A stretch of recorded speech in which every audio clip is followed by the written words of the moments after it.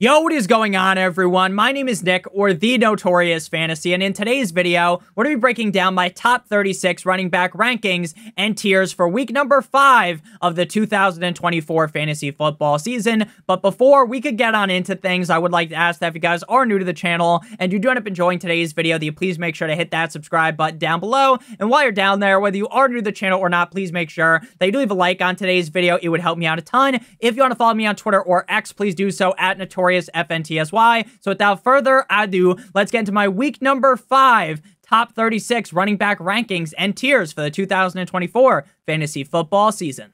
We begin with the no-brainer RB1 tier for week number 5 with Jordan Mason, running back of the San Francisco 49ers, as my running back number 1. Now, this week, they're going up against the Arizona Cardinals, and that is a defense that just got absolutely plowed by Brian Robinson as well as Jeremy McNichols last week. The Arizona Cardinals defense has more holes than Swiss cheese, so I fully expect Jordan Mason to have quite the day. He has been incredibly reliable this season, and he's going to continue to do that. He is one of the few workhorse running backs in the NFL, seeing potentially 25 plus touches every single game. And again, this is a wet dream spot up against the Arizona Cardinals. I love Jordan Mason this week. At number 2, we got Tractor Cito of the Baltimore Ravens. Derrick Henry going up against the Cincinnati Bengals in Cincinnati. Back-to-back weeks inside of the top 3 and back-to-back weeks with 2 touchdowns. He currently has 6 total touchdowns on the season, and there is no reason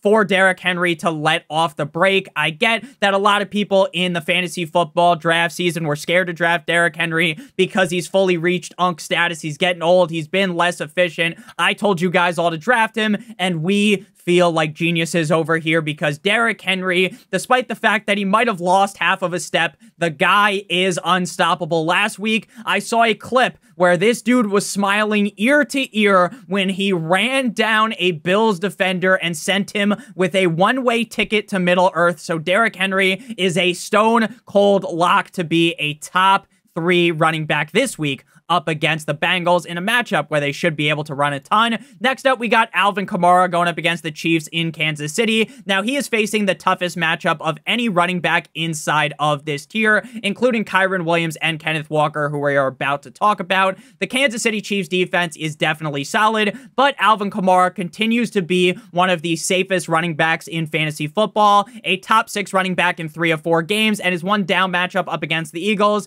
he was the running back 15. Again, I don't love this spot, but with how much usage Alvin Kamara gets in this Saints offense, he belongs inside of the upper echelon tier. At number 4, we got Kyren Williams going up against the Green Bay Packers. Now, the LA Rams offense definitely is far from ideal without Puka Nacua and Cooper Kupp. They are definitely not able to move the ball as effectively with the ragtag group at wide receivers they've got right now. But once they get to the red zone, you know you are going to get a 100% full dosage of Kyren Williams.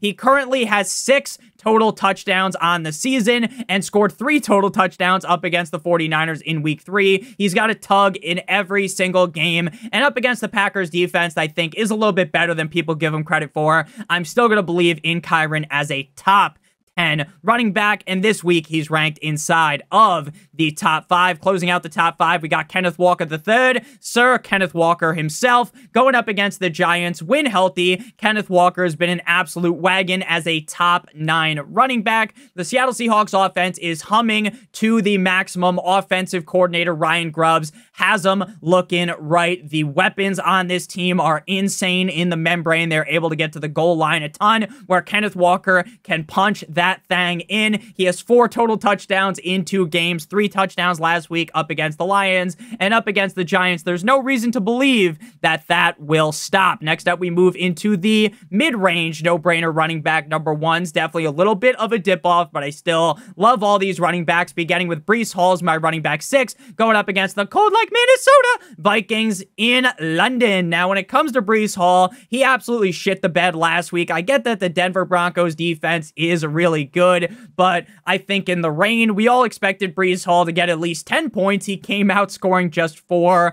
fantasy points. I think brighter days are ahead for the Jets offense as a whole and for Breece Hall. Prior to that, he was a top 13 running back in every single game. I'm not going to sit here and pretend to panic after one down showing for Breece Hall. At number 7, we got James Cook of the Buffalo Bills going up against the Houston Texans in Houston. Very similar to Breece Hall, the Buffalo Bills offense did not show up at all. They came into that game thinking this was going to be a firefight, a tit for tat, rock'em sock'em robots, back and forth affair between them and the Baltimore Ravens, and the offense came out flat. Running back 46 in PPR last week for James Cook, but he was cooking for the first 3 weeks of the season, so we'll just give him a nice grace period. I do think the Bills offense will look a whole lot better. Next up, we got Chuba Hubbard of the Panthers going up against the Chicago Bears in Chicago. Now, Chuba has been eating the last 2 games, running back 7 and 4 up against the Bengals and the Las Vegas Raiders, so this will be his toughest match with Andy Dalton under center, because the first 2 weeks when he was kind of no bueno, that was when the midget Bryce Young was throwing the ball. So Chuba Hubbard should be a lot better here. Now, I'm hesitant to truly give him the Gawk 9000 special and rank him higher because of the matchup, but I definitely view him in a very, very strong light, especially since until Jonathan Brooks comes back, Chuba Hubbard is basically a workhorse running back. Next up, we got Aaron Jones to close out this tier going up against the Jumbo Jets in London. The Minnesota Vikings sadly couldn't get Aaron Jones a revenge game touchdown up against the Packers in Green Bay, so he couldn't do his Lambeau leap, but he still had a good game. He rushed for over 90 yards, had over 40 receiving yards, so if he would have scored a touchdown, he would have been percolating in that game as easily a top 10 running back. He was the running back 16. The Jets defense is a little bit soft up against the run, so I fully expect another top 10, at minimum, top 12 performance out of Aaron Jones. Next up, we move into the low-end running back 1 tier with my running backs 10 through 13. Now, it is important to note that Brian Robinson has a big fat Q next to his name, meaning that he is questionable. He did not practice on Wednesday with a knee injury, so you want to continue to monitor that. It was a little bit frustrating that Jeremy McNichols ended up vulturing 2 touchdowns away from Brian Robinson Jr., but hey, he was still a top 12 running back last week, rushing for over 100 yards, so I'm not going to complain. It seems like Austin Eckler should be back, but that doesn't really take away too much from Brian Robinson because Eckler doesn't see a bunch of rushes weekly. He just gets a couple of targets. The Browns matchup on paper you would think would be pretty scary, but the Browns defense has definitely not been ideal. So I think Brian Robinson Jr., assuming that he plays, should be in the top 12 conversation. Next up, we've got Bijan. Now, I haven't fully dropped Bijan outside of the top 12. He is my running back number 11, but I am starting to get sick and tired of Bijan fucking Robinson. Last week, he was the running back 26, the running back 20 the week prior, 15 and 19. He has it ranked inside the top 12 all season. Now up against the Bucs defense, it is very plausible that he ends up doing that, but at some point, we just have to kind of start to lower our expectations because we keep ranking him in the top 6, like the expert consensus rankings on Fantasy Pros have him. You are destined to be disappointed because if you're expecting that big of a game, the letdown is going to come. But if you have him ranked as like the running back 11, if he finishes as like the running back 10 or the running back 15, it's not going to end up ruining your week. Next up, we got the Josh Jacobs man himself going up against the LA Rams in LA. Now, if you looked at Josh Jacobs' stats, you would think that Josh Jacobs probably has scored a lot of fantasy points, but his biggest problem has been the fact that he just hasn't found the end zone all season. But I believe with Jordan Love Me Tender, Love Me Sweet back under center and the offense going to be able to put up a lot more points, put Josh Jacobs in positive game scripts where he can run the ball out late in games. I expect the flip to be metaphorically switched in Josh Jacobs. The switch to be flipped in his favor soon.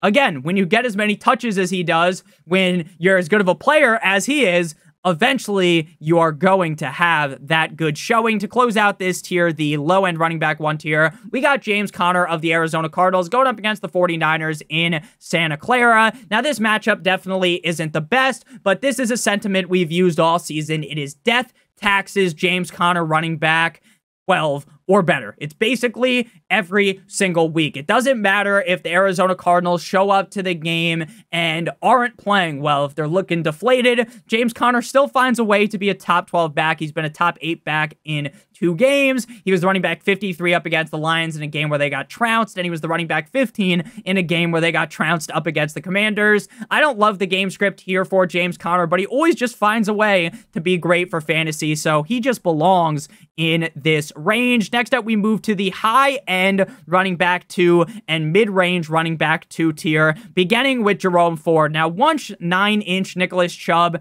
does return to the team, we're going to have to backpedal on Jerome Ford and back all the way up, but until Nick Chubb is back and until they fully ramp him up, Jerome Ford F-150 feels like a safe bet to be in the 3rd or 4th tier weekly. This week, he's got the Commanders defense that is no bueno up against the run, so Jerome Ford should be at minimum a top 18 running back. He has been a top 18 running back in 2 of 4 games. It's hard to truly buy into Jerome Ford and his upside because despite the fact that he's actually a very good runner, he's averaging 5.2 yards per attempt, the fact that Deshaun Watson just can't push the ball down the field hurts his upside, but if they do get into the red zone, Jerome Ford should be able to find pay dirt. Plus, he is a guy that is proficient in the pass-catching game. At number 15, we got Najee Harris going up against the Dallas Cowboys. Now, Cordell Patterson might not play. Seems like Jaylen Warren isn't going to play. And then they're going to have Rumpelstiltskin as the running back 2 on the team. So Najee Harris should be seeing a boatload of touches. The Pittsburgh Steelers offense is actually pretty solid, and that should lead to Najee Harris having a decent game. Now, the Dallas Cowboys defense through the first 3 games of the season was getting bent over a table by the run. Last week, they locked up Devin Singletary and threw away the key, but that might be more to thing towards, hey, maybe Devin Singletary just isn't very good, and less that the Dallas Cowboys defense is magically now rock solid up against the run. So Najee Harris going up against the Cowboys. The reason why we have him ranked this high is strictly because he is going to see so many carries, not because I think Najee Harris is all that good, ranking with just 3.4 yards per carry on the season. Next up, we got DeAndre Swift. Now, I may have to wave the white flag on DeAndre Swift and say I was wrong. Now, last week, the narrative going into the week was that they were going to give Roschon Johnson the keys to the backfield. They were going to say, you know what, DeAndre Swift, the fact that you're averaging like 1.8 fucking yards per attempt, we're going to throw you off the deep end here. You're going to have to walk the plank and go into shark-infested water, right? It's Roschon Johnson season. That's all we hear all week. And then up against the Rams, they say, Dikembe, no, rest in peace to him. And they give the keys back to DeAndre Swift, who was the running back number 3. Now, if you started DeAndre Swift last week because you're foolish and didn't read anything and didn't know he wasn't going to allegedly be the starter, then congratulations, you got the running back 3. Is he going to do that again up against the Panthers? Probably not. But based upon what I saw last week, with so many running backs on bye, with the running back position this year being as suspect as it gets, I think DeAndre Swift, for now, especially with Caleb Williams looking better, and especially up against the Panthers, should be in this range. But I'm not going to sit here and pretend like I wouldn't be shocked if DeAndre Swift stabbed us in the back and he was like the running back 43 this week. Next up, we got another guy whose name begins with a D, and that is Devon Achane, running back of the Dolphins, going up against the Patriots in Foxborough. But before we talk more about Devon Achane, I would like to give you guys a quick word from our friends and our partner over at Underdog. Now, if you're new to Underdog and sign up using promo code Notorious, you'll be able to claim your free pick plus a first-time deposit offer of up to $1,000 in bonus cash. Now, for this video, the free pick is going to be Kirk Cousins higher than half of a total yard. You match that with one of the players on the Tampa Bay Buccaneers or one of the players on the games on Sunday or Monday, and you will be able to receive 3 times what you put into your pick'em as long as both of those picks hit. If you put in multiple other picks, then the payout will be higher. Now, if you're watching this on Friday and you're like, Nick, the game already happened, now I can't get Kirk Cousins. You won't be able to get Kirk Cousins, but you'll get a different free pick very similar to this. It'll just be a different player higher than half of a yard. So again, make sure you guys check out Underdog, promo code Notorious for that free pick, plus a first-time deposit offer of up to $1,000 in bonus cash. So Devon Achane, I do not trust him. If Young Metro don't trust him, I do not trust him at all. I don't trust him as far as I could throw him. With Tua, Devon Achane has ascended to greatness. And anyone that's going to be like, Nick, you told me to draft Devon Achane, and now he stinks. Well, you can blame fucking Tua or something, even though I'm not going to blame him. That's why it has went downhill. With Tua, he feasts. Without Tua, he's on the struggle bus. He's starving. He's living in a brown box, okay? A cardboard box, I guess is what they call him. So Devon Achane, the upside is significant. The upside is blasting outside of the Earth's atmosphere, going through the moon, through Pluto, through Mars. I don't know the fucking order of planets. I'm not in middle school anymore. But Devon Achane, his upside is so big. It is huge, you might say. But problem is, the quarterback play is going to let him down. He's ranked this high strictly because of upside. His risk level is over 9,000. Next up, we got Zach Moss. And if you said, Nick, I want to start Zach Moss over Devon Achane, I'm not going to argue with you. Zach Moss going up against the Baltimore Ravens, fine enough matchup. The usage of Chase Brown last week really ramping up does make me feel uneasy when it comes to Zach Moss, as this might become a 50-50 double-headed dragon backfield. Shout out to Jakiro. Now, Moss gets enough touches to be fine. He's found the end zone in 3 of 4 games, so I feel confident he'll finish inside of the top 20, but his upside might be getting worse given more touches going the way of Chase Brown. At number 19, we got Travis Etienne, who is currently dealing with a shoulder injury. He was limited in practice yesterday, so you want to continue to monitor that. Travis Etienne's value has been plummeting quickly. He was the running back 28, 20, 21, and 41. Now, I still believe he's a safe bet to get 10 points, especially up against the Colts defense that can't stop a nosebleed, but I'm starting to wonder where the upside is, especially since the Jaguars are flopping around like a fish out of water. Hank Bigsby is also looking good. So it puts Travis Etienne in a bad spot to where I'm probably looking to trade him if your league mates still buy into the fact that he's pretty good. Next up, we move into the low-end running back 2 and high-end running back 3 range. Now, when you have running backs in the first tier, the second tier, the third tier, everything's awesome, right? Everything is awesome, like that song in the Lego movie, right? And then once you start to get down to the fourth tier, it's like, okay, there's some question marks, but I feel okay. Now we're diving into the kind of plunge your nose and stardom type of range here. Ramondre Stevenson. There's been talks about potentially handing the backfield over to Antonio Gibson, which would suck for Stevenson. The problem with Stevenson is the guy just continues to fumble. He just continues to drop the ball. Now, he's very talented. They paid him $1 gazillion. He was a top 12 running back in back-to-back weeks to start off the season, but recently, things haven't gone his way. Now, the Dolphins are a sieve against the running backs. The Dolphins cannot stop the run game. I could go out there. You could go out there. Tyrion Lannister could run for 100 yards and 2 tugs against that defense. So I think it's time for Stevenson to bounce back. But the fact is, the facts are facts, right? We can't put him in the higher tier because of all this talk about Gibson. Next up, we got Singletary, another guy who is banged up, did not participate in practice on Thursday with the groin injury. He has a chance to play. I don't mind this spot up against Seattle, so if he does play, I think he does bounce back because he was just terrible last week against Dallas. And if he doesn't go, though, I think Tyron Tracy would be very interesting because I honestly think that he is a better running back than Devin Singletary is. Devin Singletary kind of just feels like meh, but he has been a top 22 back in 2 of 4 games, so at least you have that going for him. Next up, we got Trey Sermon, who's going to spread the good word on Sunday. Now, I know there's talks of, oh, Jonathan Taylor's going to be fine. This, that, and the other thing. The motherfucker has a high ankle sprain, and people just think magically he's going to play. Okay, now maybe I'm wrong. Again, I'm as much of a doctor as Johnny Sins, but I highly doubt that he is the lead running back on Sunday. Jaguars' defense against the run is trash. I don't think Trey Sermon is very good, but volume is key in fantasy football. Bad running backs have succeeded millions of times over in situations where they get a lot of volume, and that will be the case in this Colts offense. Next up, we got Kareem Hunt going up against the Saints. Now, the fact that Clyde Edwards-Helaire is probably going to be back puts Kareem Hunt in stranger danger. When you're in a backfield with 4 fucking guys, it makes things very, very difficult.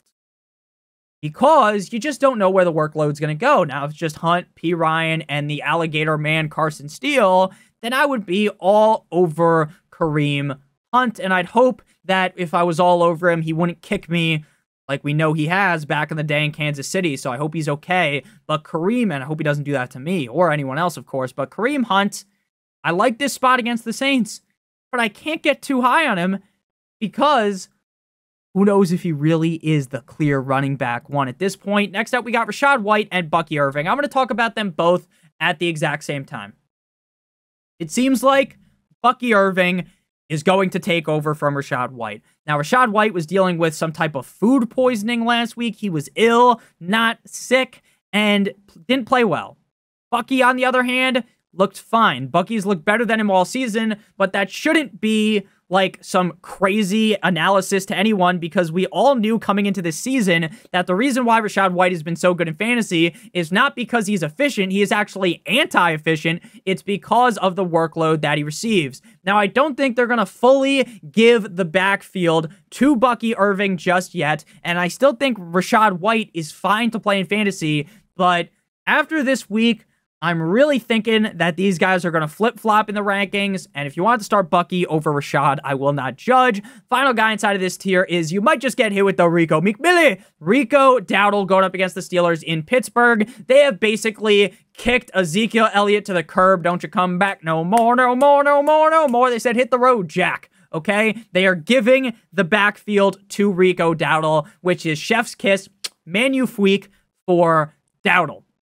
All summer long, like that Kid Rock song, I talked up Dowdle, so hopefully you drafted him. Now, the biggest problem here is it's great, fine and dandy that he's going to get a bunch more touches. Problem is Rico Dowdle just isn't all that good, and the Cowboys offense feels a little bit fraudulent, so that's a little bit worrisome. But in any given game, they could kick it into high gear. I just don't see them kicking it into high gear against the Steelers, which puts him in this range. Next up, we move to the tier that I will simply call praying to the fantasy football gods for a touchdown. I don't think Joe Mixon's going to play. I thought he was going to. Everything that I've read makes it seem like he's not going to play. Cam Akers is the guy, but they also used Dare Ogunbowale, who was the better running back last week. So, while I think Akers is better than Dare, it doesn't make me feel super confident in ranking him higher. He is not very efficient. He's not very good, but the Texans are very good, and we saw the Texans elevate a guy like Devin Singletary, who's not very good last year, to scoring a bunch of fantasy points. So, in a spot against the Bills, a team I think that Cam Akers will be able to run on, he's fine here, but we can't rank him higher because he's just not all that good. Next up, we got Chase Brown, who is kind of scratching and crawling his way into earning more of a role in this offense. But again, I'm hesitant to truly believe that a 1-week sample size is enough to boost him much higher up the rankings. He did score 2 touchdowns last week, 15 carries. He was the running back 6. He's averaging 6.3 yards per attempt. But it almost feels like he is still going to end up being an afterthought in this offense. Next up, we move to Antonio Gibson, who looks way better than Stevenson, especially in the receiving game. He has a lot of burst, but who knows if this is just what we had last week with Roschon and Swift, right? Where, oh, pick up Roschon, play Roschon, fucking fondle his nutsack, do this, do that. And then Swift's the guy who ends up eating. And Gibson's kind of in the Roschon scenario, so again, I love this spot. You make me happy. Shout out Simple Jack up against the Dolphins defense. But again, we can't just go all hog wild and rank him higher just because of some noise. Next up, we got Braylon Allen. If the Jets get up in this game, Braylon Allen could find the end zone and have a good game. If the Jets are losing, Braylon Allen will be a cum rag of your fantasy team.